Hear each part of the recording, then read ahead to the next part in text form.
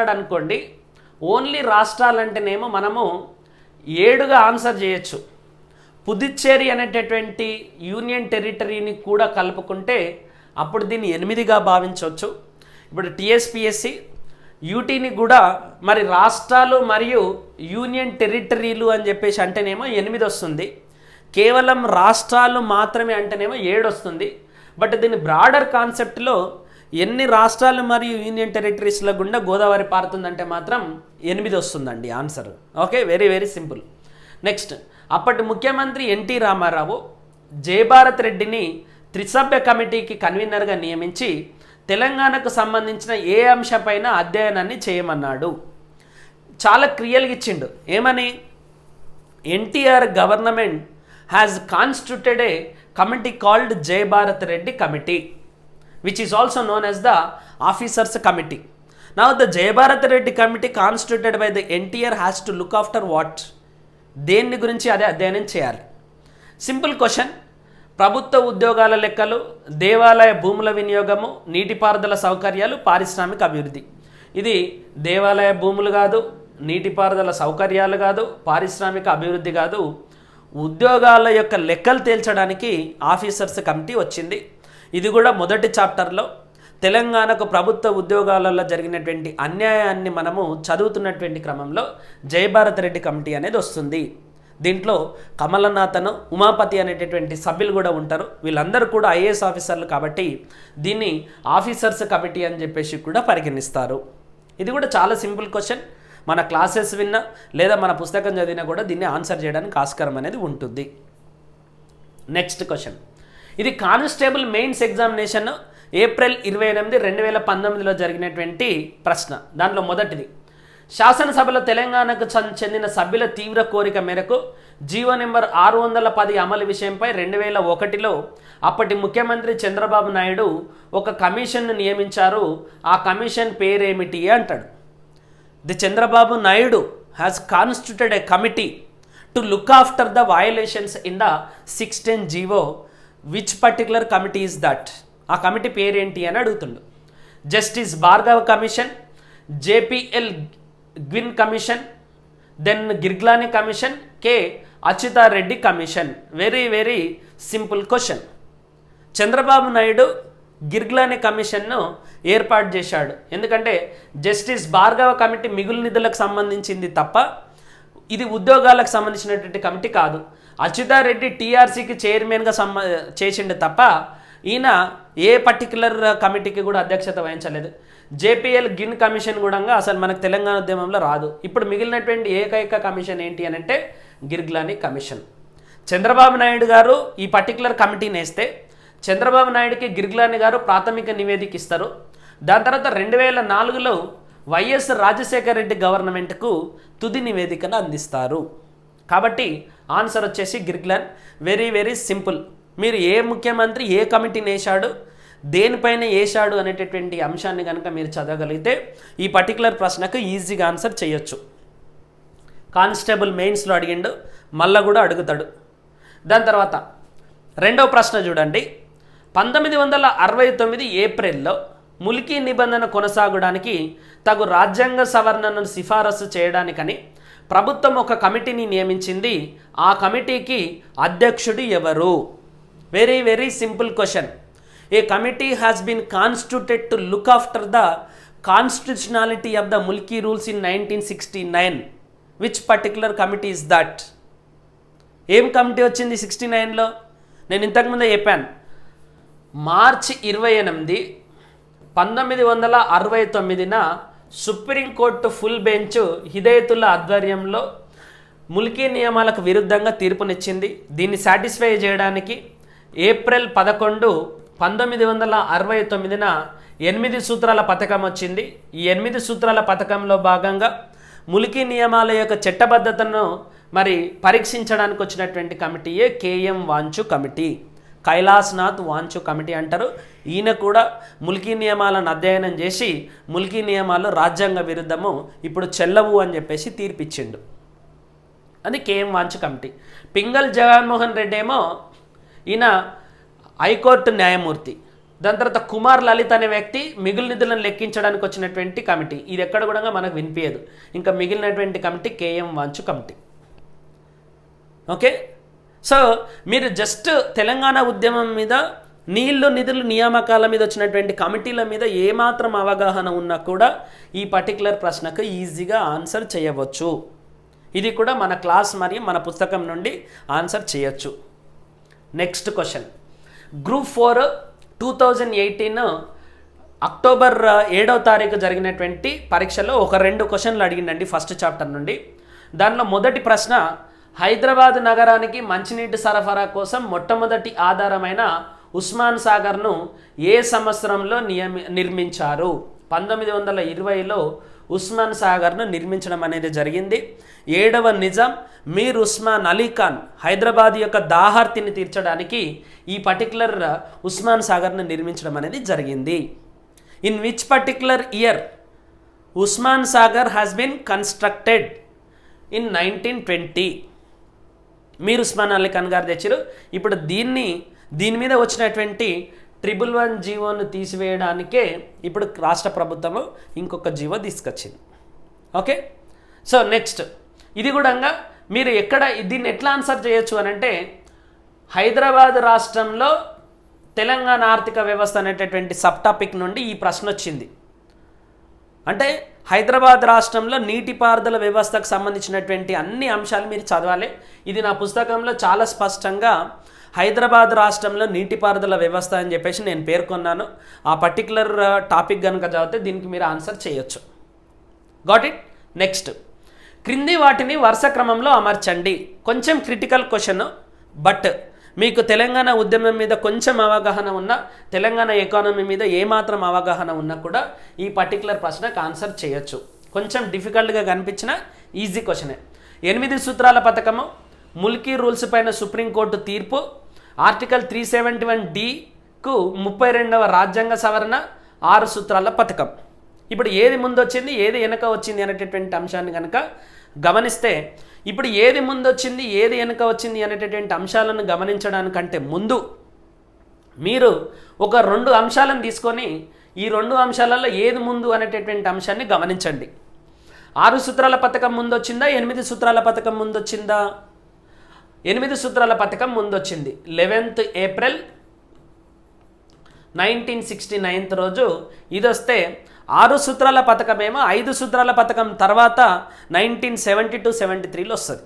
కాబట్టి ఫస్ట్ వచ్చింది 8 సూత్రాల పథకం. కాబట్టి ఏ ఎక్కడుంది అనేది గుర్తుపట్టండి. అంటే డి కంటే ముందు ఏ రావాలి. డి కంటే ముందు ఏ ఎక్కడెక్కడ వచ్చిందండి? సో ఫస్ట్ డి వచ్చింది కాబట్టి 1వ దాన్ని కొట్టేసేయండి. ఓకే, సో మిగతా డి కంటే ముందు ఏ రావాలి. సో అన్నిట్లలో కూడా డి కంటే ముందు ఏనే వచ్చింది కాబట్టి 1 మనము ఇగ్నోర్ చేసేసినాం. 6 సూత్రాల పథకము ఆర్టికల్ 371(d)కి 32వ రాజ్యాంగ సవరణ అనేది, దీంట్లో ఏది ముందు వచ్చింది అనేది చూసుకుందాం. ఇప్పుడు 371(d)కి 32వ రాజ్యాంగ సవరణ అనేది 6 సూత్రాల పథకం ద్వారా వచ్చింది. అంటే 6 సూత్రాల పథకం వచ్చిన తర్వాత రాజ్యాంగ సవరణ జరిగింది. అంటే మీనింగ్ ఏంటి? డి తర్వాత సి రావాలి. డి తర్వాత సి వచ్చిందా, సి తర్వాత డి వచ్చిందా? సి ముందు వచ్చి డి వెనుకొచ్చింది కాబట్టి ఇది తీసేయండి. డి తర్వాత సి రావాలని చెప్తున్నాను నేను. సో ఇది కూడా తీసేయండి. డి తర్వాత సి రావాలి కదా, సి ముందు వచ్చింది, ఇక్కడ కూడా సి ముందు వచ్చింది, తీసేయండి. ఇప్పుడు మిగిలినటువంటి అంశం ఏంటండి? 4వది. అంటే మీరు ఈ అంశాలను చూసి ఈ అంశాల మీద కన్ఫ్యూజ్ అయ్యేటటువంటి బదులు మీరు ఎలిమినేషన్ మెథడ్, అంటే ఏది రాంగ్ అనేటటువంటి ఎలిమినేషన్ మెథడ్ను కనుక ఎంచుకుంటే మీకు ఈజీగా ఆన్సర్ను ఫైండ్ అవుట్ చేయడం అనేది జరుగుతుంది. ఇప్పుడు నేను తీసుకున్నది ఏంటి? 6 సూత్రాల పథకం, 8 సూత్రాల పథకం, దాని తర్వాత ఆర్టికల్ 371(d)ని తీసుకున్నాను. ఇప్పుడు మీరు ఎంసీక్యూస్ని సాల్వ్ చేసేటటువంటి పద్ధతి ఇది. ఇప్పుడు ఒక్కసారి చూద్దాం. ఏ అంటే ఏంటి? 8 సూత్రాల పథకం ఎప్పుడు వచ్చింది? 11th April 1969. దాని తర్వాత బి అంటే ఏంటి? ముల్కీ రూల్స్ పైన సుప్రీంకోర్టు తీర్పు. ఇది ఎప్పుడు వచ్చింది అంటే, ముల్కీ రూల్స్ పైన సుప్రీంకోర్టు 2 తీర్పులు ఇచ్చింది. మార్చి 28న ఒక తీర్పు ఇచ్చింది, మార్చి 28 1969 రోజు ఒక తీర్పు ఇచ్చింది, అక్టోబర్ 3 1972లో కూడా ఇంకొక తీర్పు ఇచ్చింది. కాబట్టి అక్టోబర్ 3 1972 ఈ తీర్పు ఇచ్చిన తర్వాతనే జయాంధ్ర ఉద్యమం అనేది స్టార్ట్ అయింది. ఎందుకంటే ఇది ముల్కీ నియమాలకు అనుకూలంగా తీర్పిచ్చి ముల్కీ నియమాలు రాజ్యాంగబద్ధమే, ఇవి ఇంకా చెల్లుబాటు అవుతాయి అని చెప్పేసి అన్నది కాబట్టి దీన్ని తట్టుకోలేనటువంటి ఆంధ్ర ప్రాంత నాయకులు జయాంధ్ర ఉద్యమాన్ని స్టార్ట్ చేశారు. కాబట్టి దీని తర్వాత ఒకటి తర్వాత బి వస్తుంది. తర్వాత ఏంది డి అంటే ఏంటి? 6 సూత్రాల పథకం. నేను ఇంతకుముందే చెప్పాను. ఇప్పుడు ఈ జయాంధ్ర ఉద్యమాన్ని చల్లార్చడానికి వచ్చిందే 6 పాయింట్ ఫార్ములా. 6 పాయింట్ ఫార్ములాలో పేర్కొన్నటువంటి ఒక సూత్రానికి అనుగుణంగా 371 డికి 32వ రాజ్యాంగ సవరణ చేయాలి. అంటే 6 పాయింట్ ఫార్ములాలో 5వ పాయింట్ ఏదైతుందో ఆ 5వ పాయింట్ ప్రకారము రాజ్యాంగ సవరణ చేయాలి. కాబట్టి 6 సూత్రాల పథకం తర్వాత 32వ రాజ్యాంగ సవరణ వచ్చింది. ఇది సీక్వెన్స్. మీకు తెలంగాణ ఉద్యమం మీద, నియామకాలలో జరిగినటువంటి అన్యాయం మీద వచ్చినటువంటి ప్రశ్న ఇది. దాని యొక్క క్రొనాలజీ మీద కనుక మీకు స్పష్టత ఉంటే ఈజీగా ఈ సెకండ్ క్వశ్చన్ను ఆన్సర్ చేయొచ్చు. ఇది అడిగింది గ్రూప్ 4లో అండి. ఇంకా మీకు గ్రూప్ 1 స్థాయి ప్రశ్నలు, గ్రూప్ 2 స్థాయి ప్రశ్నలు ఎట్లా ఉంటాయనేటటువంటి అంశాన్ని మీరు ఒకసారి ఆలోచించండి. అండ్ ఎప్పుడైనా కూడా ఎంసీక్యూస్ ప్రశ్నలను ఎలిమినేషన్ మెథడ్లో ఆన్సర్ చేయాలి. Got it? సో ఇది నెక్స్ట్ క్వశ్చన్లోకి మనం వెళ్దాము. నెక్స్ట్ క్వశ్చన్, ఈ క్రింది వాటిని వరుస క్రమంలో అమర్చండి. గ్రూప్ 4 సేమ్ క్వశ్చన్ అండి. Same question. నెక్స్ట్ 2002 సంవత్సరంలో, ఇది sub inspector of police 2018 August 25వ తారీఖు జరిగినటువంటి ప్రశ్న. దాంట్లో 3 ప్రశ్నలు వచ్చినాయి మొదటి చాప్టర్ నుండి. దానిలో మొదటి ప్రశ్న ఏంటి అంటే 2002 సంవత్సరంలో రాష్ట్ర ప్రభుత్వం జియో నెంబర్ 610ని అమలు పరిచినటువంటి తీరును పరిశీలించడానికై ఏర్పాటు చేసినటువంటి కమిటీ పేరేంటి? 2002 తర్వాత వచ్చినటువంటి ఏకైక కమిటీ ఉద్యోగాలకు సంబంధించి Girglani commission. Very very simple question. Got it? ఇంకా మిగతా ఏవి కూడా కావు. గిర్గ్లాని కమిషన్ కనుక మీకు గుర్తుంటే, గిర్గ్లాని కమిషన్ ఎందుకు వచ్చింది అనేది కనుక గుర్తుంటే ఈజీగా ఈ ప్రశ్నకు ఆన్సర్ చేయొచ్చు. Got it? Next question, Jawaharlal Nehru Nagarjuna Sagar project నిర్మాణానికి శంకుస్థాపన చేసినటువంటి తేదీ ఏంటి? ఇది నీళ్లు నిధులు నియామకాలలో నీళ్ళల్లో ప్రాజెక్టుల వారీగా తెలంగాణకు జరిగినటువంటి అన్యాయం గురించి చర్చించేటటువంటి క్రమంలో ఈ పర్టికులర్ ప్రశ్న వస్తుంది. జవహర్లాల్ నెహ్రూ గారు ఏ రోజు శంకుస్థాపన చేసినంటే దీన్ని మనం రెగ్యులర్గా గుర్తుపెట్టుకునేటటువంటి అంశం ఏంటి అని అంటే నార్మల్గా 1955 1956 అనేటటువంటి అంశం మనకు వస్తుంది. ఇది 11 పడ్డదండి, 10th డిసెంబర్ ఇది. ఓకే, మానవ హక్కుల దినోత్సవం రోజున నాగార్జున సాగర్ ప్రాజెక్టుకు శంకుస్థాపన చేయడం అనేది జరిగింది. ఇది 1955. Simple question. నాగార్జున సాగర్ గురించి చదివేటటువంటి క్రమంలో అత్యంత బేసిక్ క్వశ్చన్ ఏంటి అని అంటే ఇది. ఓకే, సో నెక్స్ట్ 1969లోని ప్రత్యేక రాష్ట్ర ఉద్యమం క్రింది ఏ సంస్థలోని ఉద్యోగ నియామక సమస్యతో ప్రారంభమైంది? మనము 1956లో పెద్ద మనుషుల ఒప్పందాన్ని చదివిన తర్వాత ఇప్పుడు 1956 తర్వాత 1969లో ఉద్యమం వస్తుంది. ఈ ఉద్యమంలో ఉద్యోగ నియామకాలలో తెలంగాణకు జరిగినటువంటి అన్యాయాన్ని ప్రశ్నించడానికి వస్తుంది. మొదటగా ఏ సంస్థలోని ఉద్యోగుల విషయంలో జరిగినటువంటి సమస్య మూలంగా మనము ఉద్యమం చేయాల్సినటువంటి ఆస్కారం అనేది వచ్చింది? Very very simple. సింగరేణి బొగ్గు గనులలో జరిగినటువంటి తెలంగాణ ఉద్యోగులకు జరిగినటువంటి అన్యాయాన్ని ప్రశ్నించడంలో భాగంగా మొదటిసారిగా మనము ఈ ఉద్యమాన్ని స్టార్ట్ చేయడం అనేది జరిగింది. మీరు తెలంగాణ ఉద్యమం మీద, తెలంగాణ ఎకానమీ మీద కొంచెం అవగాహన ఉన్నా కూడా ఈ పర్టికులర్ ప్రశ్నకు ఆన్సర్ ఇవ్వచ్చు. ఈ 3 ప్రశ్నలను కూడా నేను మన పుస్తకంలో మరియు మన క్లాసులలో చాలా క్రిస్టల్ క్లియర్గా ఎక్స్ప్లెయిన్ చేయడం అనేది జరిగింది. Next ASO MPSO exam 2018 September 3వ తారీఖు జరిగినటువంటి ప్రశ్నపత్రము 3 క్వశ్చన్లు వచ్చినాయి ఫస్ట్ చాప్టర్ నుండి. దానిలో మొదటి ప్రశ్న ఏంటి? 1969లో ఏ తేదీన సుప్రీంకోర్టు నాన్ ముల్కీ ఉద్యోగులను తొలగించకుండా స్టే విధించి ముల్కీ సమస్యను మరింత జటిలం చేసింది? అంటే ఎంత డీప్ క్వశ్చన్ అడుగుతున్నాడు చూడండి. డైరెక్ట్గా మీకు డేట్ అడుగుతున్నాడండి. 1969 ఫిబ్రవరి 17వ తారీఖున సుప్రీంకోర్టు నాన్ ముల్కీ ఉద్యోగులను తొలగించకుండా స్టే విధించింది. స్టే విధించి వీళ్ళను అక్కడికి పంపడం అనేది జరగకూడదు అని చెప్పేసి స్టే విధించింది. మీరు ముల్కీ నియమాలపైన హైకోర్టు తీర్పులు, హైకోర్టు డివిజన్ బెంచ్ తీర్పులు, సుప్రీంకోర్టు తీర్పులు, supreme court full bench, high court full bench, చివరగా అక్టోబర్ 3, 1972లో ముల్కీ నియమాలపైన సుప్రీంకోర్టు ఇచ్చినటువంటి తీర్పు. ఈ రకంగా ముల్కీ నియమాలపైన జరిగినటువంటి అన్ని కోర్టు తీర్పులను కూడా మీరు అధ్యయనం చేయాలి. అప్పుడే మీరు ఈ ప్రశ్నకు ఆన్సర్ చేయొచ్చు. డేట్లతో సహా, ఆ పర్టికులర్ జడ్జిమెంట్లో పాల్గొన్నటువంటి జడ్జిలతో సహా, ఆ పర్టికులర్ జడ్జిమెంట్ ఏం చెప్పింది అనేటటువంటి అంశాలతో సహా చదవాలి. దీన్ని నా పుస్తకంలో చాలా క్లియర్గా సుప్రీంకోర్టే కాదు, ముల్కీ నియమాలపైన జరిగినటువంటి కోర్టు తీర్పులన్నిటిని కూడా నేను సపరేట్గా రాయడం అనేది జరిగింది. ఓకే, నెక్స్ట్, తెలంగాణలో ఏ నదికి ఉపనదిగా మూసీ నది ఉంది? ఇది 2 సందర్భాలలో అడుగుతాడండి. మీకు తెలంగాణ జాగ్రఫీలో భాగంగా అడుగుతాడు. తర్వాత తెలంగాణ ఎకానమీలో నీళ్లు, నిధులు, నియామకాలకు సంబంధించినటువంటి నీళ్ళల్లో జరిగినటువంటి అన్యాయం పైన మనం చర్చించేటప్పుడు కృష్ణానది యొక్క ఉపనదుల గురించి మనం చదువుతాం. మూడవది తెలంగాణ నీటిపారుదల వ్యవస్థ మరియు నీటిపారుదల ధోరణులు అని చెప్పేసి వ్యవసాయము మరియు అనుబంధ రంగాలు అనేటటువంటి 3rd చాప్టర్లో కూడా ఈ పర్టికులర్ టాపిక్ ఉంటుంది. మూసీ నది అనగానే మీకు గుర్తు రావాల్సినటువంటి నది ఏంటి అని అంటే కృష్ణా నది. ఓకే, సో మూసీ నది తెలంగాణకు కృష్ణా నదికి ఉపనదిగా ఉంటుంది. ఇప్పుడు గంగా నది కాదు, మనకు సంబంధం లేని విషయం. తుంగభద్ర నది కర్నూలు సైడ్ ఉంటుంది. గోదావరి నది కూడా కాదు, గోదావరి నది ఉత్తర తెలంగాణలో ఉంటుంది. కాబట్టి ఇప్పుడు మనకు ఉన్నటువంటి బెస్ట్ పాసిబుల్ ఆన్సర్ కృష్ణా నది. వాస్తవం కూడా అదే. మీరు డైరెక్ట్గా కేఆర్ఎంబి అనేటటువంటి వెబ్సైట్కి పోతే కూడా ఈ ప్రశ్నకు సమాధానం దొరుకుతుంది. ఓకే, నెక్స్ట్, నెట్టెంపాడు పథకం నిర్మించబడ్డ నది పేరు ఏమిటి? నెట్టెంపాడు నది ఎప్పుడొచ్చిందండి? నెట్టెంపాడు ప్రాజెక్ట్ ఎప్పుడొచ్చింది? దీన్నే మనం ఏమంటాం? నీళ్ళల్లో తెలంగాణకు జరిగినటువంటి అన్యాయాన్ని ప్రాజెక్టుల వారీగా చర్చించేటటువంటి క్రమంలో మనము Kalwakurthy lift irrigation, Nettempadu lift irrigation గురించి చర్చిస్తాం. ఇది దారూర్ మండలంలో మనకు జోగులాంబ గద్వాల జిల్లాలో నెట్టెంపాడు పథకాన్ని నిర్మించారు. జూరాల ప్రాజెక్టు ముందు భాగం నుండి నీళ్ళని తీసుకుపోయి ఈ నీటిని ఎత్తిపోసి కరువు ప్రాంతాలైనటువంటి మరి జోగులాంబ గద్వాల జిల్లాలో సాగునీటిని అందించడానికి తీసుకొచ్చినటువంటి పథకం ఇది.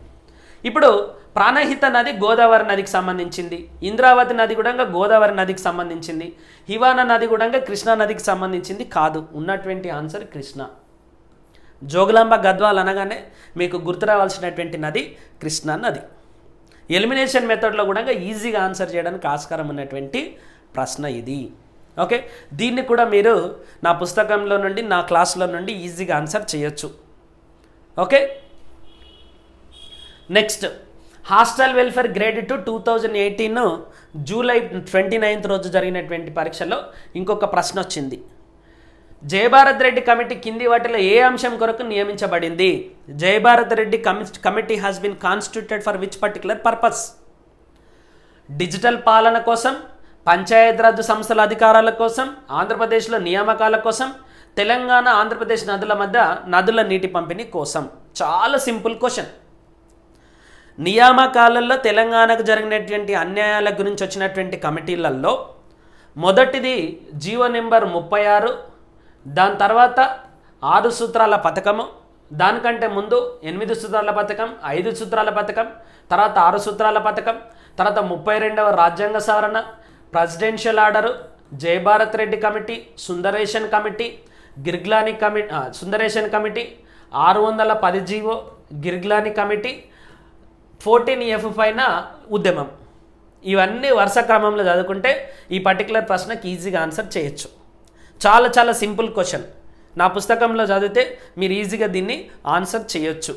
ఇది మనకు హాస్టల్ వెల్ఫేర్ గ్రేడ్ 2లో అడిగిరండి. గ్రూప్ 1, గ్రూప్ 2లో ఈజీగా అడుగుతాడు దీన్ని. ఓకే, నెక్స్ట్, రేడియోగ్రాఫర్ ఎగ్జామ్కి సంబంధించి 2018లో జరిగింది ఎగ్జామ్. గిర్గ్లాని కమిషన్ను ఎవరు నియమించారు? మళ్ళీ అదే ప్రశ్న అడిగింది. గిర్గ్లాని కమిషన్ ఎవరు నియమించారు? చంద్రబాబు నాయుడు గారు నియమించారు. చంద్రబాబు నాయుడు గారు నియమిస్తే ఈయనకేమో ప్రాథమిక నివేదికనిస్తాడు, రాజశేఖర్ రెడ్డికేమో తుది నివేదికనిస్తాడు. కానీ రాజశేఖర్ రెడ్డి గారు గిర్గ్లాని కమిషన్ను నియమించలేదు. కాబట్టి answer very very simple.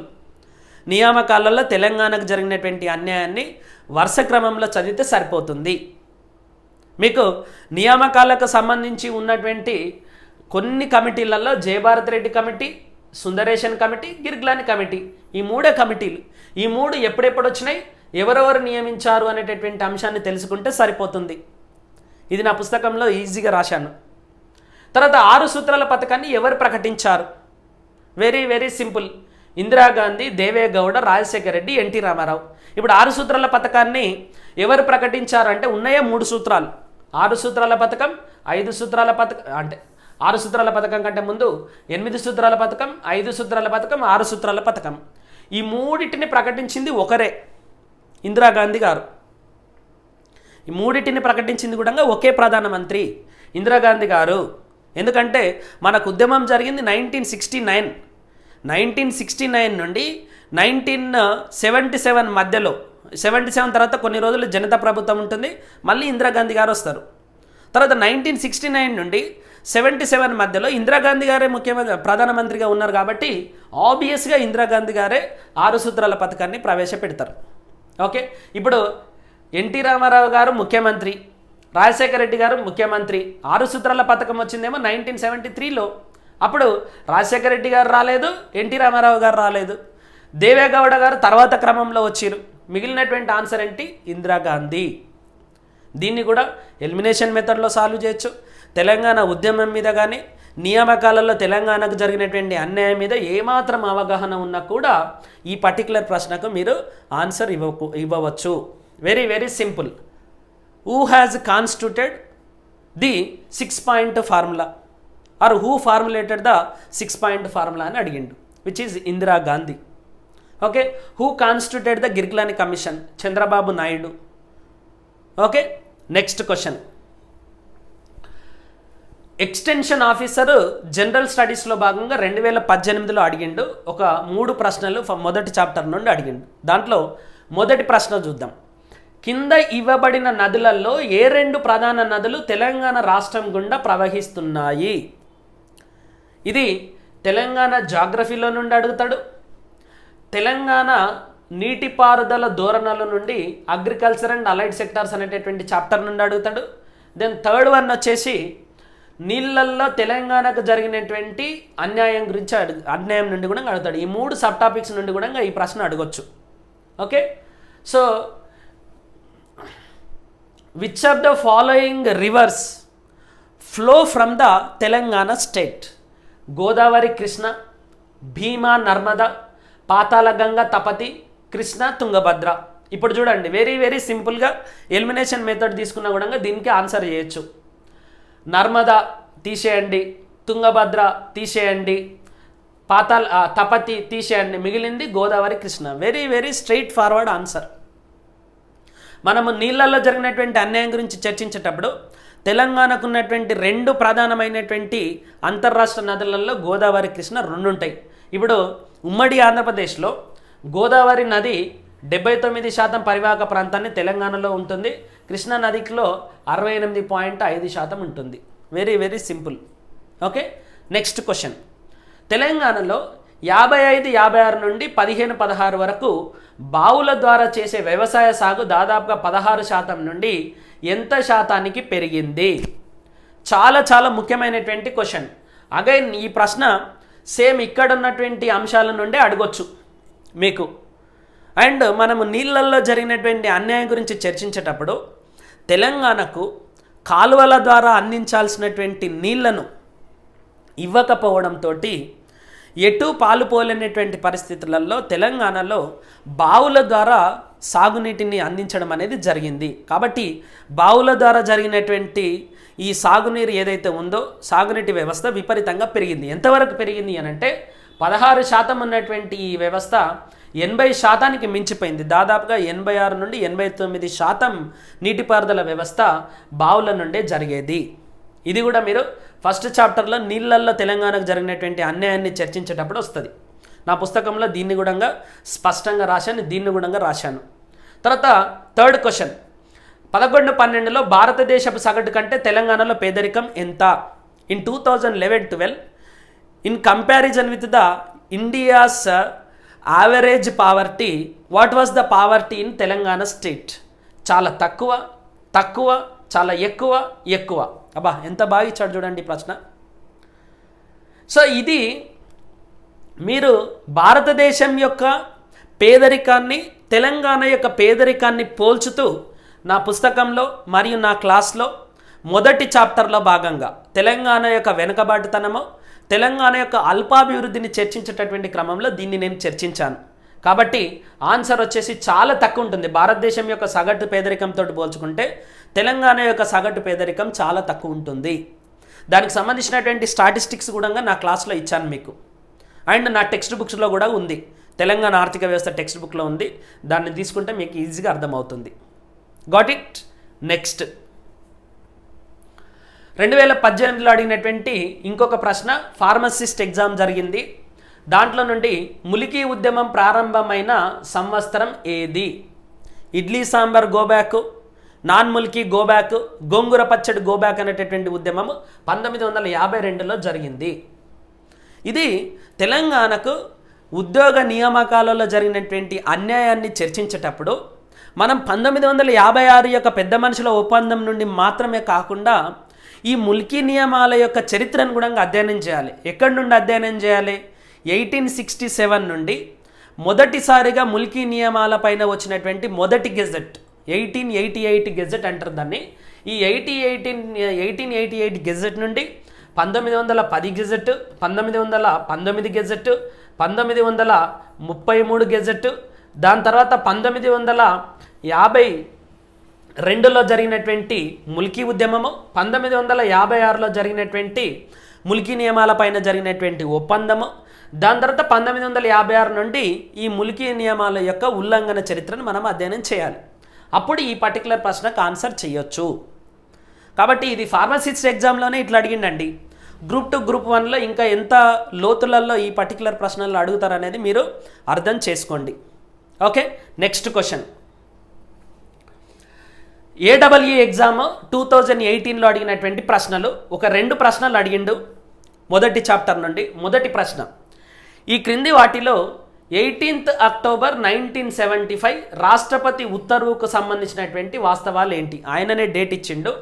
So which of the following statements are correct in regard with the presidential order issued on the 18th October 1975?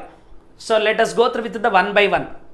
ఇప్పుడు ఈ 1 by 1లో విద్యా సంస్థలలో ప్రవేశాల కోసం స్థానిక ఏరియాను ప్రవేశపెట్టారు. నాన్ గెజిటెడ్ కేడర్ ఉద్యోగాల విషయంలో 6 జోనల్ ప్రాంతాలను ప్రవేశపెట్టారు. స్థానిక ఏరియా పరిగణనలు జోనల్ వ్యవస్థను ప్రభుత్వ కార్పొరేషన్లు బోర్డులలో జరిగే ఉద్యోగ నియామకాలకు వర్తింపజేశారు. స్థానిక ప్రాంతం జోనల్ ప్రాతినిధ్యం అంశాలు సచివాలయ ఉద్యోగుల నియామకాలలో పాటించాల్సి ఉంటుంది. సో దీంట్లో మనము ఈ పర్టికులర్ ప్రశ్నను ఆన్సర్ చేసేటటువంటి క్రమంలో ముల్కీ అంటే ప్రెసిడెన్షియల్ ఆర్డర్ అంటే ఏంటి, ఇది 6 సూత్రాల పథకాన్ని అమలు చేయడానికి వచ్చినటువంటి ఆర్డర్ ఇది. ఈ ప్రెసిడెన్షియల్ ఆర్డర్కి ఇచ్చినటువంటి మినహాయింపులు ఏంటి? ఈ మినహాయింపులను కనుక చదివితే అప్పుడు మీరు ఈ ప్రశ్నకు ఆన్సర్ చేయొచ్చు. ఏడబ్ల్యూలో అడిగిండి ఈ ప్రశ్న. మినహాయింపులు ఏమేమి ఉన్నాయండి ప్రెసిడెన్షియల్ ఆర్డర్కి సంబంధించి? మొదటి మినహాయింపు ఏమంటాడు? సచివాలయ ఉద్యోగుల విషయాలలో మనకు ఈ ప్రెసిడెన్షియల్ ఆర్డర్ అనేది వర్తించదు అంటాడు. రెండోది ఏమంటాడు? కార్పొరేషన్లు బోర్డులలో జరిగినటువంటి నియామకాలకి కూడా ఈ ప్రెసిడెన్షియల్ ఆర్డర్ అనేది వర్తించడు అంటాడు. కాబట్టి సి అండ్ డి రెండు కూడా వర్తిస్తుంది అని ఇచ్చిండు. కాబట్టి ఇప్పుడు సిడి లేకుండా ఉన్నటువంటి ఆన్సర్ ఏంటి అంటే ఏబి మాత్రమే రైట్ ఆన్సర్లు. కాబట్టి 4th ఆప్షన్ ఏదైతుందో ఇది సరైనటువంటి సమాధానం అవుతుంది. Got it? చాలా చాలా సింపుల్ క్వశ్చన్, బట్ కొంచెం కఠినంగా కనిపిస్తుంది. బట్ మీరు ప్రెసిడెన్షియల్ ఆర్డర్ యొక్క ఎగ్జంప్షన్స్ మినహాయింపులను కనుక చదివితే ఈజీగా ఈ పర్టికులర్ ప్రశ్నకు ఆన్సర్ చేయొచ్చు. దీనికి రిఫరెన్స్ నా పుస్తకంలో మినహాయింపులన్నీ కూడా వరుసగా ఇచ్చాను, అది చదవండి. నా క్లాస్లో కూడా మినహాయింపులను నేను ఎక్స్ప్లెయిన్ చేశాను. అది అర్థం కాకపోతే మీరు క్లాస్ రూమ్ సెషన్ చూడండి. Okay, next.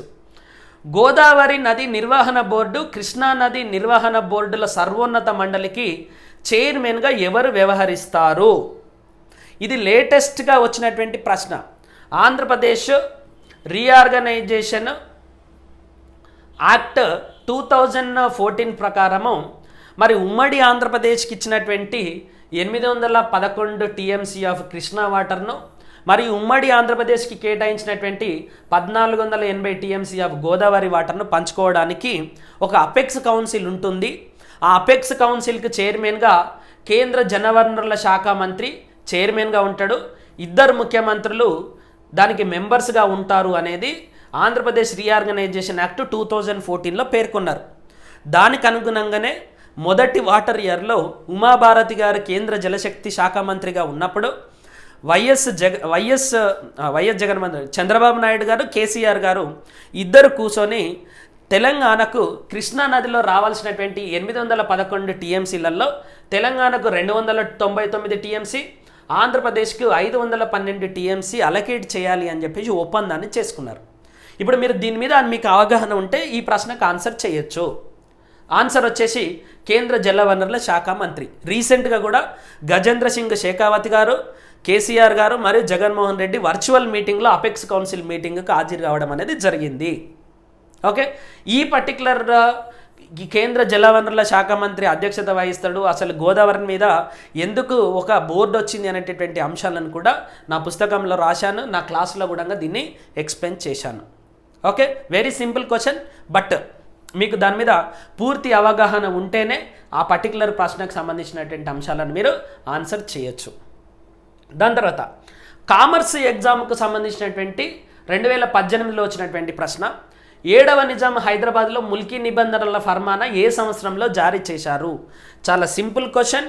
మరియు ముల్కీ నియమాలకు సంబంధించినటువంటి చారిత్రాత్మక నేపథ్యాన్ని మీరు చదవాలి. నేను ఇంతకుముందే చెప్పాను. ఏం చెప్పాను? 1956 నుండి 2014 మధ్యలో ముల్కీ నియమాల యొక్క ఉల్లంఘన మాత్రమే చదవకుండా 1888లో వచ్చినటువంటి గెజెట్, 1910లో వచ్చినటువంటి గెజెట్, 1919లో వచ్చినటువంటి గెజెట్, 1933లో వచ్చినటువంటి గెజెట్లను చదవాలి. ఇప్పుడు ఈ 4 ఆప్షన్స్లలో 1933 గెజెట్ ఇవ్వలేదు. కాబట్టి ఆన్సర్ ఏంటి? 1919లో వచ్చినటువంటి gazette.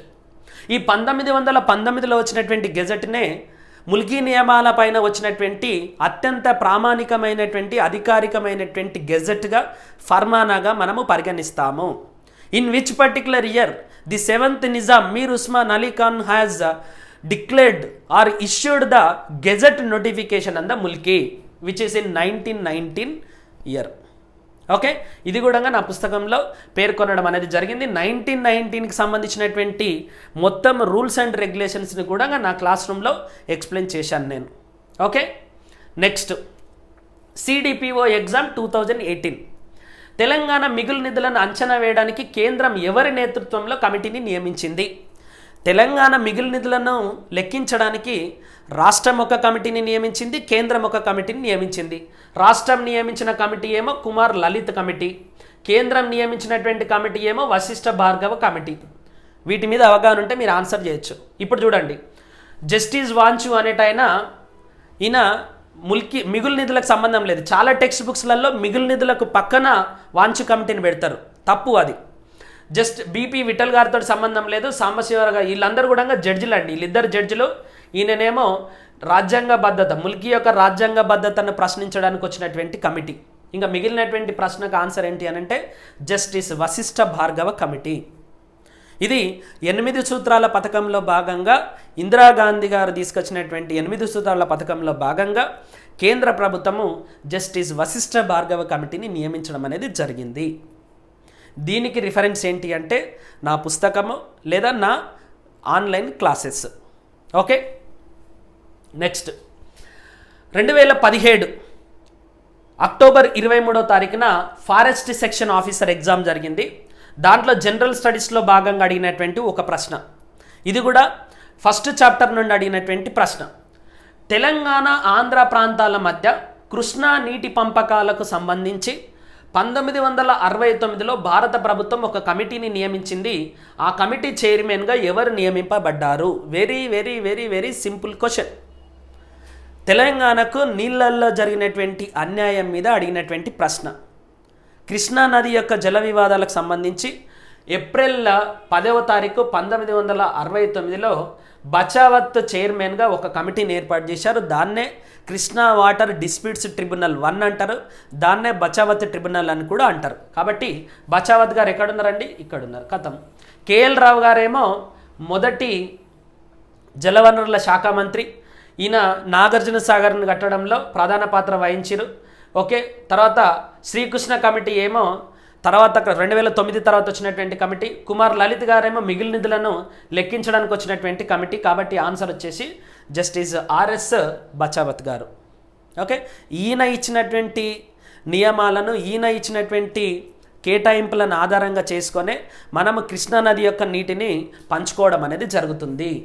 Okay, so which of the following, so 1969లో Indian government has constituted a committee in 1969 to allocate or to distribute the Krishna river water. Who is that? So the person is RS Bachawat. Got it? Next 2017 సెప్టెంబర్లో జరిగినటువంటి exam గురుకులం JLDL language పేపర్లో general స్టడీస్లో భాగంగా ఒక మంచి ప్రశ్న అడిగిండు. ఈ క్రింది అంశాలను గమనించండి. అష్టసూత్ర పథకం 1969లో ప్రకటించబడింది. Okay, observe the following statements. First statement, 8 point formula has been declared in 1969.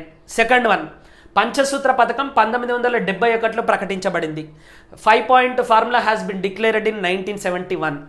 Presidential order 1975లో జారీ చేయబడింది. Presidential order has been issued in 1975.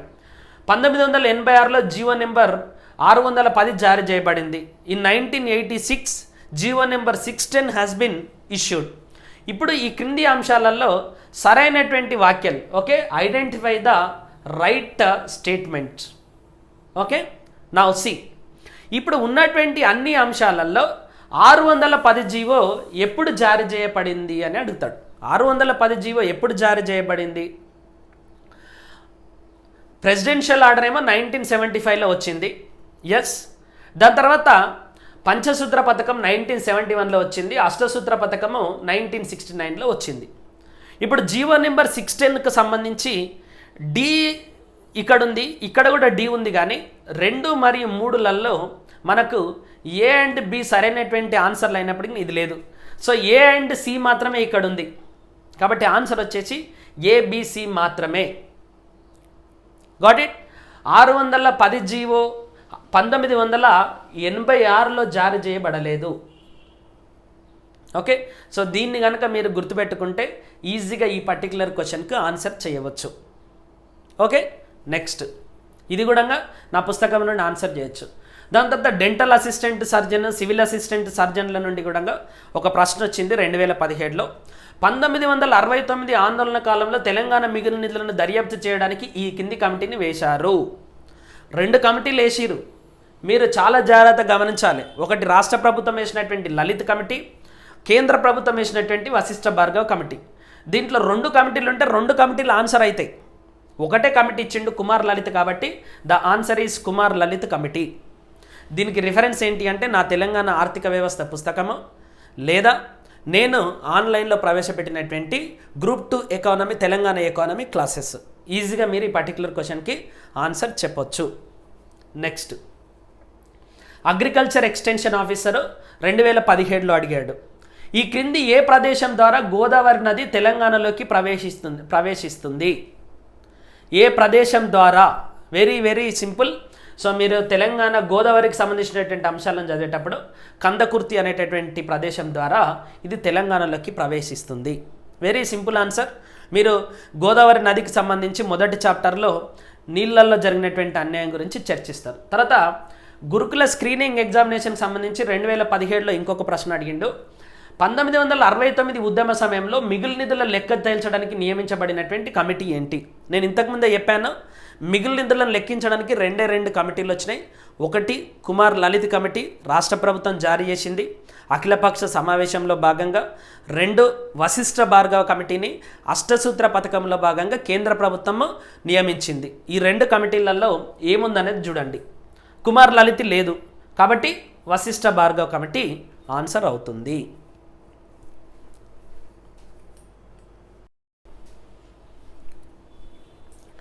ఇంకొక ప్రశ్న పీసీబీ టైపిస్ట్ అసిస్టెంట్ 2017 మేలో జరిగినటువంటి ఈ ఎగ్జామినేషన్లో 2 ప్రశ్నలు అడిగిండు మొదటి చాప్టర్ నుండి.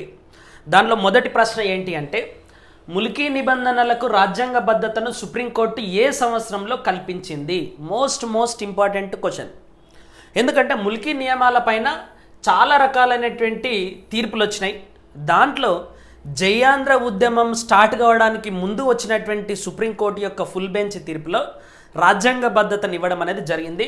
సో అక్టోబర్ 3, 1972లో సుప్రీంకోర్టు ఈ ముల్కీ నియమాలకు సంబంధించినటువంటి రాజ్యాంగబద్ధతను కల్పించింది. కాబట్టి ద ఆన్సర్ ఈజ్ 1972. ఇంకా మిమ్మల్ని డేట్ కూడా అడగలే, కేవలం ఇయర్ మాత్రమే అడిగిరు. మీకు ఇప్పుడు తెలంగాణ ఉద్యమంలో నియామకాలకు సంబంధించినటువంటి అన్యాయం గురించి చదివేటప్పుడు ఈ పర్టికులర్ ఇష్యూ వస్తుంది. మీరు నా పుస్తకాన్ని చదివితే దీన్ని ఆన్సర్ చేయొచ్చు. గిర్గ్లాని కమిషన్ని నియమించిన సంవత్సరం ఏంటి? మీకు మొదట తెలియాల్సింది ఏంటి అని అంటే, గిర్గ్లాని కమిషన్ను ఎవరు నియమించారు? గిర్గ్లాని కమిషన్ను నియమించింది చంద్రబాబు నాయుడు ప్రభుత్వం. చంద్రబాబు నాయుడు ప్రభుత్వం ఈ పర్టికులర్ సంవత్సరాల్లో ఎక్కడెక్కడ ఉంది? సో ఇక్కడ తప్ప 2002లో, 2003లో, 2001లో ఉంది. చంద్రబాబు నాయుడు రాగానే నియమించినటువంటి కమిటీ ఏంటి అంటే గిర్గ్లాని కమిషన్. ఎందుకంటే గిర్గ్లాని కమిషన్ మొదటి ప్రాథమిక నివేదికను చంద్రబాబు నాయుడు గారికి ఇస్తే, తుది నివేదికను 2004లో రాజశేఖర రెడ్డి గారికి ఇస్తారు. కాబట్టి గిర్గ్లాని కమిషన్ ఎప్పుడు నియమించారనేటటువంటి అంశాలను కూడా మీరు స్పష్టంగా చూడాలి. ఉద్యోగులకు సంబంధించి వచ్చినటువంటి కమిటీలలో మొదట వాంచు కమిటీ వస్తుంది, దాని తర్వాత జయభారత్ రెడ్డి కమిటీ, దాని తర్వాత సుందరేశన్ కమిటీ, దాని తర్వాత వచ్చేది గిర్గ్లాని కమిషన్. ఈ 4 కమిటీలు ఎందుకు వచ్చినాయి, ఎప్పుడు వచ్చినాయి, ఏం చెప్పినాయి అనేటటువంటి అంశాలను మీరు చూసుకోగలిగితే ఈ గిర్గ్లాని కమిషన్కి సంబంధించినటువంటి ప్రశ్నకు కూడా ఆన్సర్ ఇవ్వచ్చు. రిఫరెన్స్ ఏంటి? ఎక్కడి నుండి ఆన్సర్ చేయొచ్చు? నా తెలంగాణ ఆర్థిక వ్యవస్థ లేదా నా యొక్క course. Next, PCB assistant environmental engineer Krishna నది తెలంగాణలోకి ఎక్కడ ప్రవేశిస్తుంది? ఇంతకుముందు మనం చూసినటువంటి ప్రశ్నలలో గోదావరి నది తెలంగాణలోకి ఎక్కడ ప్రవేశిస్తుంది అని అడిగిండు. ఇప్పుడు కృష్ణా నది ఎక్కడ ప్రవేశిస్తుంది అని అడుగుతుండు. మీకు వెరీ సింపుల్గా ఎలిమినేషన్ మెథడ్లో కూడా ఈ పర్టికులర్ ప్రశ్నలకు ఆన్సర్ చేయొచ్చు. వికారాబాద్ జిల్లా కాదు, నల్గొండ జిల్లా కాదు, వనపర్తి జిల్లా కాదు, మిగిలింది మక్తల్ మహబూబ్ నగర్ జిల్లా. ఇప్పుడు ఇది జిల్లా రీఆర్గనైజేషన్ సందర్భంగా ఏదైనా మండల్ లేదా గ్రామం మారితే కూడా చూసుకోవాలి. ఇది నా పుస్తకంలో వివరించడం అనేది జరిగింది. Got it? ఇది మొదటి చాప్టర్లో నీళ్ళల్లో తెలంగాణకు జరిగినటువంటి అన్యాయం మీద వచ్చినటువంటి ప్రశ్న. Okay, next, history, politics and society paper 3కి సంబంధించి జాబితా ఏలో ఉన్న వాటిని జాబితా బిలోని వాటితో జతపరిచి కింద ఇచ్చినటువంటి జవాబులలో సరి అయిన దానిని ఎంచుకోండి. ఈ ప్రశ్న ఎక్కడి నుండి వచ్చిందండి? హైదరాబాద్ రాష్ట్రంలో తెలంగాణ ఆర్థిక వ్యవస్థ. దాని తర్వాత ఎక్కడి నుండి వచ్చింది? సాలార్జంగ్ సంస్కరణలకు సంబంధించి వచ్చింది. నేను నా పుస్తకంలో సాలార్జంగ్ సంస్కరణల గురించి స్పష్టంగా పేర్కొన్నాను.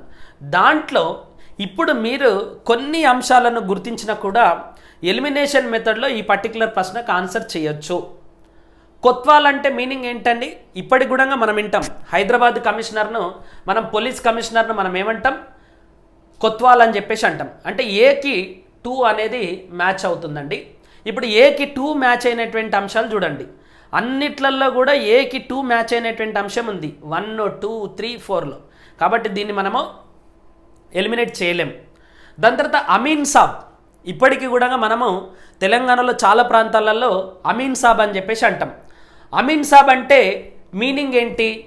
సబ్ ఇన్స్పెక్టర్ ఆఫ్ పోలీస్, అంటే ఎస్ఐని మనము అమీన్ సాబ్ అని చెప్పేసి అంటాం. కాబట్టి 3కు 1 ఎక్కడెక్కడ ఉందో చూడండి. సో సికి 1, సికి 4 ఉంది కాబట్టి ఇది కాదు, సికి 3 ఉంది కాబట్టి కాదు, సికి 2 ఉంది కాబట్టి కాదు. అంటే మీకు అమీన్ సాబ్ను ఏమంటారు అనేటటువంటి అంశం ఒక్కటి కనుక తెలిస్తే మీకు ఆన్సర్ వచ్చినట్టే అండి. ఇది జతపరచమనేటటువంటి ప్రశ్న కొంచెం కష్టంగా కనిపించినప్పటికీ మీరు ఎంసీక్యూస్ని సాల్వ్ చేసేటటువంటి విధానంలో ఈ పర్టికులర్ టెక్నిక్ని కనుక ఫాలో అయితే మీరు ఈజీగా ఈ పర్టికులర్ ప్రశ్నకు ఆన్సర్ చేయొచ్చు. మీరు కొత్వాల్ను చూసినప్పుడు మనకు అన్ని దగ్గర కూడా ఏకి 2నే ఉంది కాబట్టి మనం ఎలిమినేట్ చేయలేకపోయినాం. ఇంకొక రెండో ఆప్షన్ మనకు తెలిసినటువంటి ఆప్షనే చూద్దాం. అమీన్ సాబ్ ఉంది. అమీన్ అంటే ఏంటి? పోలీసుకు సంబంధించిందే కదా. అమీన్ సాబ్ ఇప్పుడు డిప్యూటీ సూపరింటెండెంట్ ఆఫ్ పోలీస్ కాదు, సూపరింటెండెంట్ కాదు. ఏమంటాం మనము? సబ్ ఇన్స్పెక్టర్ ఆఫ్ పోలీస్నే అమీన్ సాబ్ వచ్చిండా అని అంటాం. ఇది సికి 1 కాబట్టి సికి 1 ఎక్కడెక్కడైతే లేదో దాన్ని కొట్టేస్తే అయిపోయాయి. సికి 4 ఉంది, 2 ఉంది, 3 ఉంది, అన్నీ కొట్టేసేయండి. మిగిలింది ఇది. సో ఏకి 2 కొత్వాల్ అంటే పోలీస్ కమిషనరు, డికి 3 మదద్ గారు అంటే ఎవరు? మనకు పోలీసు సూపరింటెండెంట్. దాని తర్వాత సికి 1 అమీన్ సాబ్ అంటే ఎవరు? Sub inspector of police. దాని తర్వాత మహతామీమ్ అంటే ఎవరు? Deputy superintendent of police. మీరు సాలార్ జంగ్ సంస్కరణలలో పోలీసు సంస్కరణలు అని చెప్పేసి సపరేట్గా ఒక టాపిక్ రాశాను నేను.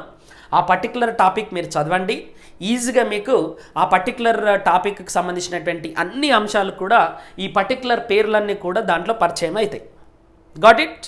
Very very simple answer. But మీరు సాలార్ జంగ్ సంస్కరణలు చదవాలి. ఇది ఓన్లీ గ్రూప్ 1కే ఉంది, గ్రూప్ 2కి లేదు. వేరే ఎగ్జామినేషన్స్లలో వస్తారో రాదా అనుకోవద్దు. తెలంగాణ ఉద్యమము, తెలంగాణ చరిత్ర, తెలంగాణ సమాజము, తెలంగాణ సంస్కృతి, తెలంగాణ ఆర్థిక వ్యవస్థ, ఈ 5 అంశాలు ఎవరైతే పర్ఫెక్ట్గా ఉంటారో వాళ్లకు తెలంగాణలో జరిగేటటువంటి ఏదైనా జాబు రావడానికి ఆస్కారం అనేది ఉంటుంది. గుర్తుపెట్టుకోండి. నెక్స్ట్ ఎకానమీ అండ్ డెవలప్మెంట్ 2016లో ఒకే ఒక్క గ్రూప్ 2 జరిగింది. ఈ ఒకే ఒక్క గ్రూప్ 2కి సంబంధించి నేను ఇప్పుడు 2016లో జరిగినటువంటి గ్రూప్ 2లో మొత్తం మనకు గ్రూప్ 2లో తెలంగాణ ఎకానమీలో భాగంగా 4 చాప్టర్స్ ఉంటాయి. ఈ 4 చాప్టర్స్లలో మొదటి చాప్టరు, రెండో చాప్టర్, మూడో చాప్టర్లలో మొదటి 2 చాప్టర్లు తెలంగాణ ఉద్యమానికి సంబంధించినటువంటి చాప్టర్లు. మొదటి చాప్టర్ అయితేనేమో తెలంగాణ యొక్క ఆర్థిక వ్యవస్థ గురించి ఉంటుంది. ఈ తెలంగాణ యొక్క ఆర్థిక వ్యవస్థ, ఉమ్మడి ఆంధ్రప్రదేశ్లో తెలంగాణ ఆర్థిక వ్యవస్థ మరియు నీళ్లు, నిధులు, నియామకాలలో జరిగినటువంటి అన్యాయము, తెలంగాణ యొక్క వెనుకబాటుతనం. ఇది మొదటి చాప్టర్. రెండో చాప్టర్ ఏమో తెలంగాణలో ల్యాండ్ రీఫార్మ్స్. మూడో చాప్టరు వ్యవసాయము, అనుబంధ రంగాలు. నాలుగో చాప్టరు పరిశ్రమలు మరియు సేవలు. దీంట్లో మొదటి చాప్టర్లో భాగంగా ఉన్నటువంటి దాంట్లో నుండి గ్రూప్ 2లో ఏమేం ప్రశ్నలు అడిగారు, దీన్ని ఎక్కడి నుండి మనం సాల్వ్ చేయొచ్చు అనేది కనుక చూస్తే, మొదటి ప్రశ్న, ఈ క్రింది వాటిలో ఏ తెలంగాణ తాలూకాలలో సాగునీటి కొరతను తీర్చడానికి జూరాల సాగునీటి పథకం స్టేజ్ 1ను ఉద్దేశించారు? ఇప్పుడు ఇది ఎక్కడి నుండి వచ్చిందండి? తెలంగాణకు నీళ్ళల్లో జరిగినటువంటి అన్యాయం. దీంట్లో ప్రాజెక్టుల వారీగా తెలంగాణకు నీళ్ళల్లో జరిగినటువంటి అన్యాయం, దాంట్లో భాగంగా మనం జూరాల ప్రియదర్శిని ప్రాజెక్టు గురించి చర్చిస్తాం. జూరాల ప్రియదర్శిని ప్రాజెక్ట్ ఎక్కడుంటుందండి? తెలంగాణలోకి కృష్ణానది వచ్చిన తర్వాత తెలంగాణలో కట్టినటువంటి మొదటి ప్రాజెక్ట్ అది. బచావత్ గారు 17.84 టీఎంసీ ఆఫ్ వాటర్ని కేటాయిస్తే 1980 వరకు కూడా దీనికి పునాది రాళ్ళని వేయలేదు. ఇట్లా మనం మొత్తం చదివినాం. ఇప్పుడు ఎలిమినేషన్ మెథడ్లో ఆన్సర్ చూద్దాం. కృష్ణానది ఎక్కడ వారుతుంది? దక్షిణ తెలంగాణలో వారుతుంది. కాబట్టి దక్షిణ తెలంగాణ యొక్క తాలూకాలలోనే ఈ పర్టికులర్ జూరాల ప్రాజెక్ట్ అనేది ఉంటుంది. ఇప్పుడు మెదక్, గద్వాల్, అలంపూర్ అన్నాడు. మెదక్లో కృష్ణానది పారదు. అలంపూర్, సంగారెడ్డి, వనపర్తి అన్నాడు. సంగారెడ్డిలో కృష్ణానది వారదు. వనపర్తి, సిరిసిల్ల, గద్వాల్ అన్నాడు. సిరిసిల్లలో కృష్ణానది పారదు. ఇంకా మిగిలినటువంటి ఆప్షన్ ఇది ఒకటే, గద్వాల, అలంపూరు, వనపర్తి. ఈ పర్టికులర్ తాలూకాలకు సాగునీటిని అందించడానికి జూరాల సాగునీటి పథకం స్టేజ్ 1ను తీసుకొచ్చారు. దీనికి రెఫరెన్స్ ఏంటి అని అంటే, నా పుస్తకం చదవండి, నా క్లాసెస్ వినండి, దీన్ని ఆన్సర్ చేయొచ్చు. రెండో ప్రశ్న, 1973లో ఆంధ్రప్రదేశ్ నాయకులు జారీ చేసిన 6 పాయింట్ల సూత్రానికి సంబంధించి ఈ క్రింది వాటిలో ఏ వివరణ సరి అయినది? అంటే మీకు 6 సూత్రాల పథకం మీద స్పష్టమైన అవగాహన ఉండాలి. అసలు ఏమేమి 6 సూత్రాలలో వచ్చినటువంటి అంశాలు ఏంటి అనేది మీకు తెలవాలి. 1, 2, 3, 4, 5, 6 తెలవాలి. ఈ 6 సూత్రాలలో ఇప్పుడు 6 సూత్రాల పథకం ఎందుకు వచ్చిందండి? ఉద్యోగ నియామకాలలో తెలంగాణకు జరిగినటువంటి అన్యాయం పైన వచ్చినటువంటి సూత్రం ఇది. ఇప్పుడు చూద్దాం. వెనుకబడిన ప్రాంతాల అభివృద్ధి, విద్యా సంస్థలలో స్థానిక అభ్యర్థులకు ప్రాధాన్యత, సెక్రటరీ నియామకాలలో స్థానిక అభ్యర్థులకు ప్రాధాన్యత, సాగునీటి వనరుల యొక్క అభివృద్ధి. ఈ 3 కూడా 6 సూత్రాల పథకంలో భాగంగా పేర్కొనబడినటువంటి అంశాలు. పేర్కొనని అంశం, ఏకైక అంశం ఏంటి అంటే సాగునీటి వనరుల యొక్క అభివృద్ధి అనేది 6 సూత్రాల పథకంలో లేదు. ఇప్పుడు వెనుకబడిన ప్రాంతాల యొక్క అభివృద్ధి అంటే మొదటి సూత్రంలో ఉంటుంది. దీనికి ఒక అభివృద్ధి బోర్డు ఉండాలని చెప్తారు. విద్యా సంస్థలలో స్థానిక అభ్యర్థులకు ప్రాధాన్యత ఉండాలి అంటే జోనల్ సిస్టమ్ని ఏర్పాటు చేయాలని అంటారు. సెక్రటరియట్ నియామకాలలో స్థానిక అభ్యర్థులకు ప్రాధాన్యత ఉండాలి అనేది కూడా 6 సూత్రాల పథకంలో ఉంది. అసలు స్థానికత అనేటటువంటి అంశం వచ్చిందే 6 సూత్రాల పథకం నుండి. ఓకే, దీనికి కూడా రిఫరెన్స్ నా పుస్తకం చదవండి లేదా నా క్లాస్ వినండి, ఈజీగా ఆన్సర్ చేయొచ్చు. నెక్స్ట్ క్వశ్చన్ గ్రూప్ 2లో కృష్ణా నీటి తగాదాల ట్రిబ్యునల్ యొక్క రెండవ చైర్మన్ ఎవరు? ఇద్దరు చైర్మన్ ఉంటారు. మొదటి చైర్మన్ ఏమో ఆర్ఎస్ బచావత్ అయితే రెండవ చైర్మన్ బ్రిజేష్ కుమార్. ఓకే, మీరు కృష్ణానది జల వివాదాలకు సంబంధించినటువంటి అంశాలను వరుసగా చదివితే దీనికి ఆన్సర్ చేయొచ్చు. 2004లో బ్రిజేష్ కుమార్ ట్రిబ్యునల్ వస్తుంది. ఇప్పటికీ కూడా అది ఇంకా పెండింగ్లో ఉంది. ఇప్పటికీ కూడా మనము బచావత్ ట్రిబ్యునల్ యొక్క అలొకేషన్స్ని ఆధారంగా చేసుకొనే కృష్ణానది యొక్క నీటిని పంచుకోవడం అనేది జరుగుతుంది. ఓకే, ఇది నీటి వివాదాలలో తెలంగాణకు జరిగినటువంటి అన్యాయం నుండి వచ్చినటువంటి ప్రశ్న. 4వ ప్రశ్న, క్రింది వాటిలో ఏ జిల్లాల గుండా కృష్ణానది పరివాహక ప్రాంతం వెళ్తుంది? మళ్ళీ నేను చెప్తున్నాను, దక్షిణ తెలంగాణ గుండా కృష్ణానది పరివాహక ప్రాంతం వెళ్తుంది. ఇప్పుడు దక్షిణ తెలంగాణలో లేని ప్రాంతాలు తీసేస్తే అయిపోతుంది కదా. చూద్దాం. వరంగల్, మహబూబ్నగర్, హైదరాబాద్ అన్నాడు.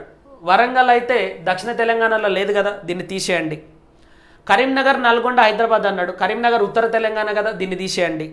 ఖమ్మం, ఆదిలాబాద్, నల్గొండ అన్నాడు. ఆదిలాబాద్ ఉత్తర తెలంగాణ కదా, దాన్ని కూడా తీసేయండి. మిగిలినటువంటి ఆన్సర్ ఇది, మహబూబ్నగర్, నల్గొండ, హైదరాబాద్. మూసీ నది కొంత హైదరాబాద్ నుండి పోతుంది కాబట్టి మూసీ నది యొక్క పరివాహక ప్రాంతాన్ని కూడా తీసుకుంటే హైదరాబాద్ కూడా కృష్ణానదికి సంబంధించినటువంటి పరివాహక ప్రాంతం అవుతుంది. ఈజీగా ఆన్సర్ చేయొచ్చండి ఎలిమినేషన్ మెథడ్లో. మీరు మళ్ళా ఏ జిల్లాలు ఉన్నాయని చెప్పేసి గుర్తుపెట్టుకోవడానికి ప్రయత్నం చేస్తే దీనికి ఆన్సర్ చేయలేరు. ఎలిమినేట్ చేయండి ఫస్ట్. ఏది రాంగో అది ఎలిమినేట్ చేయగలిగితే అయిపోతుంది. దీనికి కూడా రిఫరెన్స్ నా పుస్తకం లేదా నా క్లాసెస్. 100% మీరు ఆన్సర్ చేయొచ్చు. నెక్స్ట్, తెలంగాణ ప్రాంతంలో సాగునీటి వనరులలో గొట్టపు బావుల ద్వారా 1956-57లో శూన్యం కాగా 2011-12లో దాని వాటా శాతం ఎంతకు పెరిగింది అని చెప్పేసి అంటాడు. 49% పెరిగింది. ఇది చివరికి తెలంగాణ వచ్చేటప్పటికి 87-88% పెరిగింది. మనము తెలంగాణకు నీళ్ళల్లో జరిగినటువంటి అన్యాయం గురించి చర్చించేటప్పుడు గొట్టపు బావుల ద్వారా మరియు కాలువల ద్వారా ఎంత సాగు జరిగింది అనేటటువంటి అంశాన్ని మనము చర్చిస్తాం. దీనికి కూడా రిఫరెన్స్ నా పుస్తకం లేదా నా క్లాసెస్. తర్వాత క్వశ్చన్, 6వ క్వశ్చన్, 1969లో నియమింపబడినటువంటి వశిష్ఠ భార్గవ్ కమిటీ ఏ కాలపు తెలంగాణ అభివృద్ధి కొరకు బడ్జెటరీ మిగులు ఉపయోగాన్ని పరిశీలించింది? 1969లో 8 సూత్రాల పథకంలో భాగంగా వశిష్ఠ భార్గవ్ కమిటీని నియమించారు. వశిష్ఠ భార్గవ్ కమిటీని నియమించిన తర్వాత ఎప్పటి వరకు వీళ్ళు ఈ లెక్కలను తేల్చారు అని అంటే ఆంధ్రప్రదేశ్ ఎప్పుడు ఏర్పడిందండి? ఆంధ్రప్రదేశ్ ఎప్పుడు ఏర్పడింది? నవంబర్ 1. కాబట్టి నవంబర్ 1 అనేది ఎక్కడెక్కడ ఉంది? అన్ని చోట్ల నవంబర్ 1 ఉంది. ఏ సంవత్సరంలో ఏర్పడింది? 1956. 1955 కొట్టేసేయండి, 1954 కొట్టేసేయండి. ఇప్పుడు మనము ఆప్షన్ 2 లేదా ఆప్షన్ 4లో ఆన్సర్ చూసుకోవాలి. ఎక్కడి వరకు పరిశీలించింది? ఇప్పుడు ఈ కమిటీ వచ్చింది ఎప్పుడు? 11th ఏప్రిల్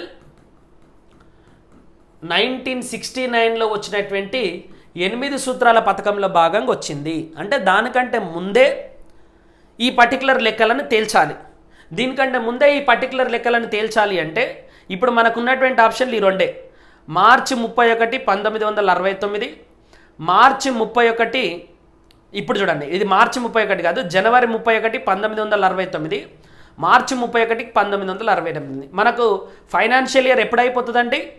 మార్చి 31, 1968కి సంబంధించినటువంటి లెక్కల్ని మాత్రమే ఇది తేల్చింది. కాబట్టి ఆన్సర్ వచ్చేసి 2వది. అంటే 31 మార్చి 1968 వరకు ఇప్పుడు వశిష్ఠ భార్గవ్ కమిటీ తెలంగాణకు సంబంధించినటువంటి మిగులు నిధులను అంచనా వేసింది.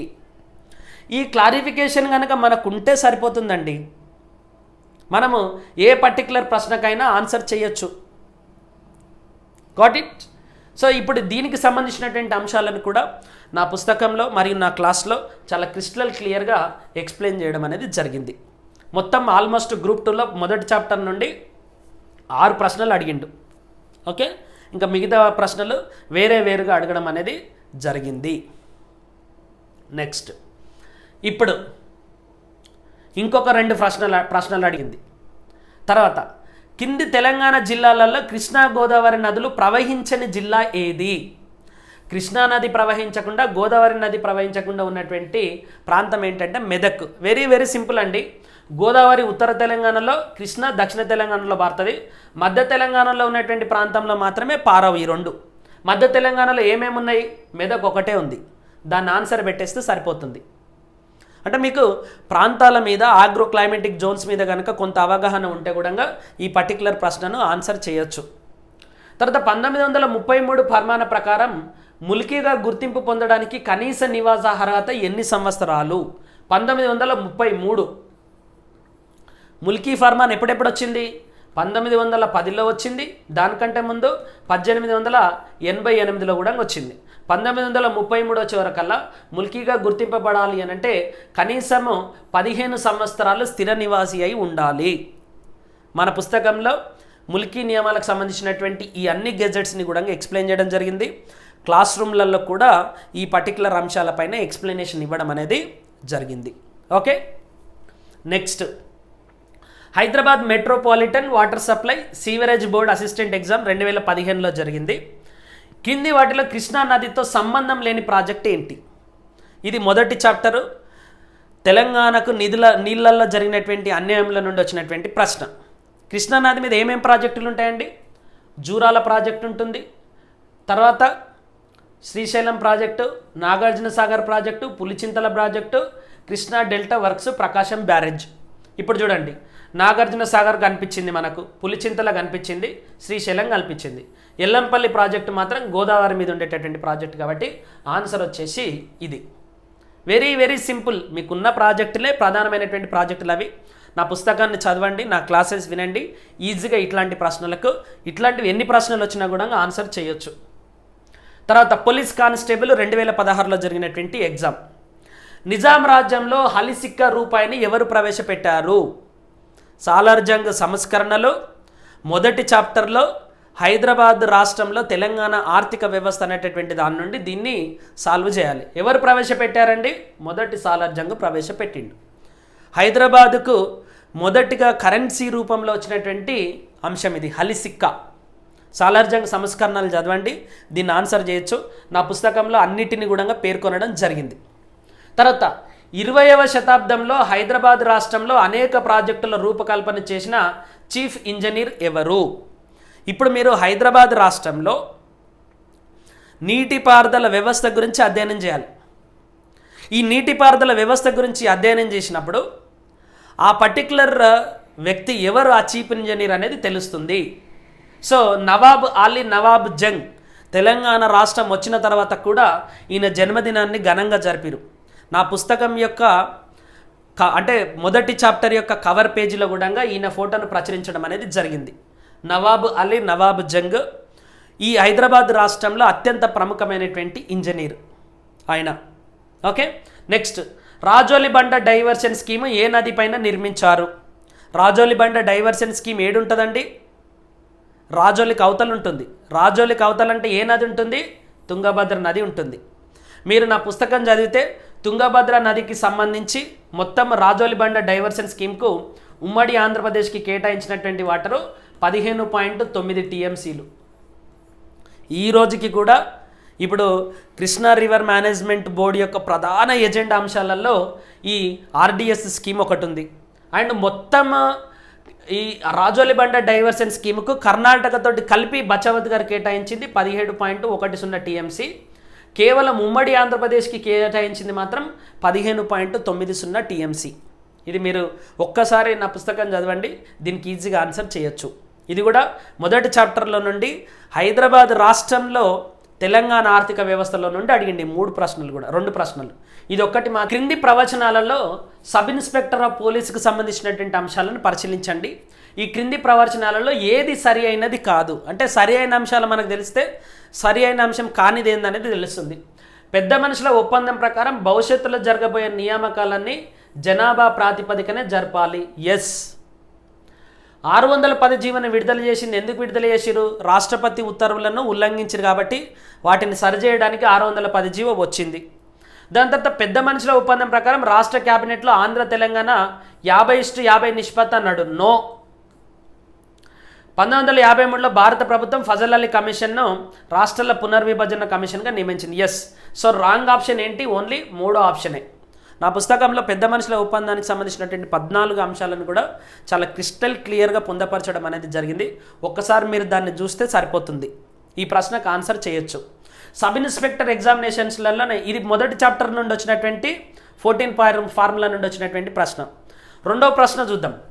ఉద్యోగ రంగంలో తెలంగాణ ప్రాంతానికి ముల్కీ రూపంలో కల్పించబడ్డ రక్షణలు 1980 డిసెంబర్ మాసం చివరి వరకు అమల్లో ఉంటాయి. కానీ హైదరాబాద్ మరియు సికింద్రాబాద్ జంట నగరాలలో మాత్రం అవి 1977 డిసెంబర్ మాసం చివరి వరకు మాత్రమే అమల్లో ఉంటాయి అని చెప్పేసి తెలిపేటటువంటి పథకం ఏది? ఎంత అద్భుతమైనటువంటి ప్రశ్న అంటే, మీకు 8 సూత్రాల పథకం తర్వాత 5 సూత్రాల పథకం వస్తుంది. దీని తర్వాత 6 సూత్రాల పథకం వస్తుంది. ఇప్పుడు ఈ 8, 5 మరియు 6 అంటే దాదాపుగా 19 సూత్రాల మీద మీకు స్పష్టమైన అవగాహన ఉండాలి. ఈ 19 సూత్రాల మీద ఎవరికైతే స్పష్టమైన అవగాహన ఉంటుందో వాళ్ళు అత్యధిక మార్కులు పొందడానికి ఆస్కారం అనేది ఉంటుంది. సో ఈ పర్టికులర్ రూల్ ఎక్కడొచ్చింది అని అంటే పంచసూత్ర పథకంలో వస్తుంది. ఎందుకంటే ఇది అష్టసూత్రాల్లో ఉండదు, 6 సూత్రాలలో ఉండదు, అఖిలపక్షంలో కూడా ఉండదు. నా పుస్తకంలో దీనికి సంబంధించినటువంటి అన్ని అంశాలు ఇచ్చాను, చదివితే మీరు ఆన్సర్ చేయొచ్చు. నా క్లాస్లో కూడా చెప్పాను. నెక్స్ట్, ఈ క్రింది వాక్యాలలో ఏది సరి అయినది కాదు? ఆర్టికల్ 300D ప్రకారము ఆంధ్రప్రదేశ్లో జోనల్ వ్యవస్థ ఏర్పాటైంది. అయిందా కాలేదా? అయ్యింది. ఎందుకంటే ఆంధ్రప్రదేశ్లో 1, 2, 3 జోన్లు ఏర్పాటైనాయి. 6 సూత్రాల పథకము మరియు రాష్ట్రపతి ఉత్తర్వులు ఉల్లంఘనను విచారణ చేయుటకు ఆంధ్రప్రదేశ్ ప్రభుత్వం జయభారత్ రెడ్డి కమిటీని 1984లో నియమించింది. Yes or no? Yes. Kamalanathan మరియు ఉమాపతిరావులు ఆఫీసర్స్ కమిటీలో సభ్యులు. ఎస్. వీళ్ళతో పాటుగా జయభారత్ రెడ్డి గారు కూడా ఉంటారు. ఈ 3 కూడా సరైనటువంటి ఆప్షన్సే. ఆఫీసర్స్ కమిటీ అందించినటువంటి నివేదికను పరిశీలించుటకు 1985లో అబ్దుల్ ఖాదర్ అను సీనియర్ ఐఏఎస్ అధికారిని నియమించిన. నో, అబ్దుల్ ఖాదర్ కాదు. వీళ్ళ కమిటీని పరిశీలించడానికి వచ్చింది సుందరేషన్ కమిటీ. కాబట్టి ఇది రాంగ్ ఆప్షన్. కాబట్టి 3వ దానికి ఆన్సర్ 4.